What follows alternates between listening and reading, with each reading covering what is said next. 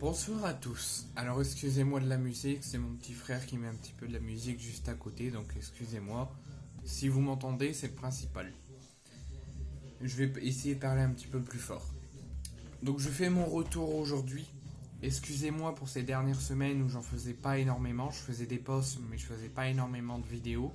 Parce qu'en ce moment je travaille. J'ai fait un stage il y a pas si longtemps, donc je le faisais entre deux, dès que j'avais terminé et entre 2 jours.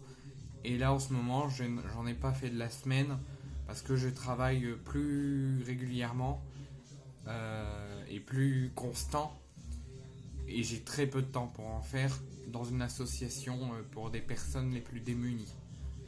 Donc j'ai très peu de temps pour en faire, j'ai eu aucun temps pour le faire cette semaine. Donc là j'ai mon week-end pour moi, je vais tout doucement les reprendre ce week-end et j'espère qu'elles vous plairont. Donc pendant tout ce temps, il s'est passé beaucoup de choses. Je vous ai informé dans l'onglet communauté. Il s'est passé beaucoup de choses dans le monde du football et dans le monde du football marseillais. Puisque tout à l'heure, au lendemain du tirage au sort de Ligue des Champions du Paris Saint-Germain et du Racing Club de Lens, que je vous ferai dans une autre vidéo, le lendemain, donc comme vous le savez, l'OM s'est fait éliminer en tour préliminaire de la Ligue des Champions par le Panathinaikos. Le Panathinaikos a ensuite été éliminé derrière en tour barrage par le Braga. Braga s'est donc qualifié en Ligue des Champions. Il y a eu un groupe assez fou, dont l'adversaire le Real Madrid. Donc après avoir été éliminé par le club grec du Panathinaikos, qui ont eux ne sont plus en Ligue des Champions mais qui ont été rétrogradés en Europa League.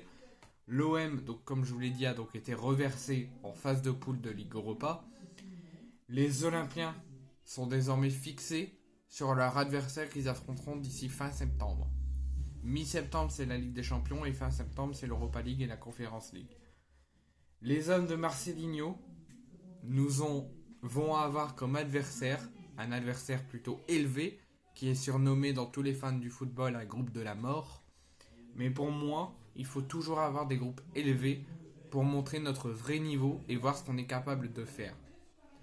Et quand on s'appelle l'OM, quand on veut être compétitif dans toutes les compétitions qu'on jouera, quand on veut les gagner dans toutes les compétitions qu'on jouera, on se doit d'avoir tout le temps, on ne doit pas tout le temps espérer avoir un groupe à la légère et un groupe à notre portée. Il faut toujours, soit oui, des fois avoir un groupe à notre portée, mais des fois il faut essayer d'avoir un groupe qui est élevé à un haut niveau pour se concocter au haut niveau et voir ce qu'on est capable de faire face à des équipes plus haut que nous. Donc, voici le groupe. L'OM a été dans le chapeau 4. L'OM a été placé dans le groupe B de l'Europa League. Donc l'OM affrontera d'ici la fin septembre. Les dates et les heures du match seront communiquées très rapidement par les instances de football qui gèrent ça. Donc l'OM aura comme adversaire un club Pays Basque, un club anglais et un club Grèce.